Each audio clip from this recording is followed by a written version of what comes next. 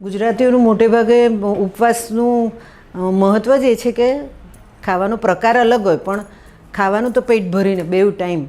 ખાલી વાનગી કંઈક અલગ અદ્ભુત હોય, જરા અલગ વધારે ગેસ વાયુ કરે એવી હોય, પણ ખાવું તો જોઈએ. એની સાથે પછી આજે તો નથી કરીએ આપણે, નહીં તો સાબુદાણાની વેફર, આલુ વેફર, સિંગદાણા તળેલા, મોરીઓ, કઢી, અલગ પ્રકારની સિંગદાણાની કઢીઓ બધું બનાવીને ખાય.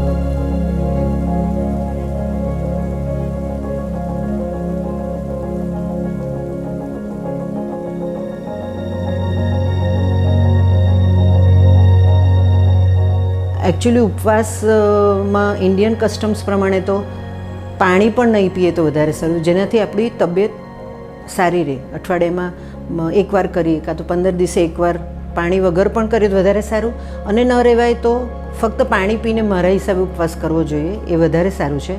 પાણી પણ એકલું ન ચાલતું તો ખાલી ફ્રૂટ્સ ખાઈએ. ઇન્ડિયન કસ્ટમ્સમાં ને એમાં ખાસ કરીને ગુજરાતીઓ તો ઉપવાસ એટલે અલગ પ્રકારનું ખાવાનું, પણ ખૂબ પેટ ભરીને ખાવાનું, વધારે ખાવાનું દિવસે રોજ કરતાં. પેટ ટાઈટ થઈ જાય એટલે હરિસ્મરણ તો કરવાનું બાજુ જ રહ્યું, બપોરે ઊંઘ જ આવવા માંડે.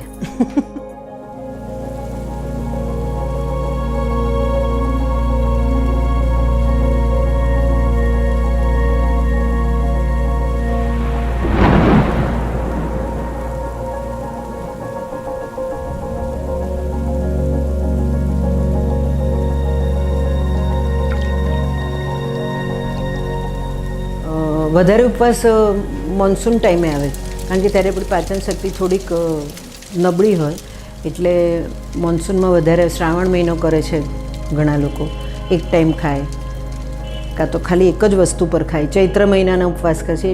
પાચન શક્તિને બી થોડો રેસ્ટ જોઈએ, અને એ રેસ્ટમાં બીજી બધી જે શક્તિઓ છે બધી વધારે સારી રીતે કામ કરતી થઈ જાય.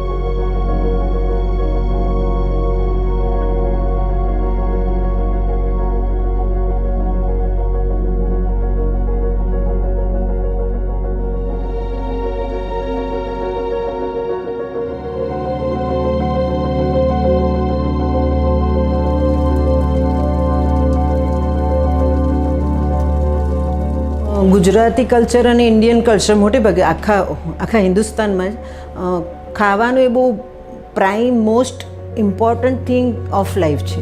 આખું આપણું જીવન અમારું, એમાં ખાસ કરીને સાઉથ ગુજરાતવાળાનું અને ગુજરાતીઓનું સ્પેસિફિક બધાનું જ છે મોટે ભાગે, પણ એ તો આખું જીવન જ ખાવાની આજુબાજુ જ રહેલું છે કે આજે આ છે તો આ દિવસે આ કરવાનું, બુધવાર છે તો આજે આ કરવાનું, કાલે આપણે આ બનાવ્યું. આખો દિવસ ખાવાનાની જ ચર્ચા થતી હોય.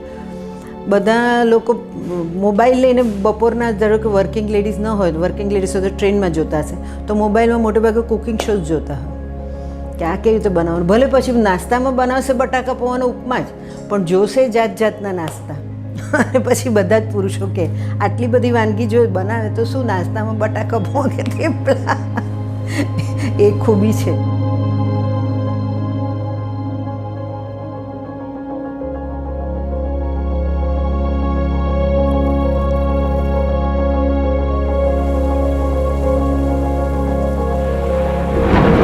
કંદ જે આપણે ઘીમાં નાખું ને એના ટુકડા, પછી જે ઘી અને કંદ બે શેકાય ને એની જે ફ્લેવર આવે છે ને, એ એટલી બધી અપીલિંગ હોય કે આપણને એમ થાય કે વાહ કેટલું સરસ લાગશે. ને પછી આખું ચડી જાય, પછી ખાંડ નાખીએ એટલે ખરેખર તો બહુ જ ટેસ્ટી લાગે છે કંદ.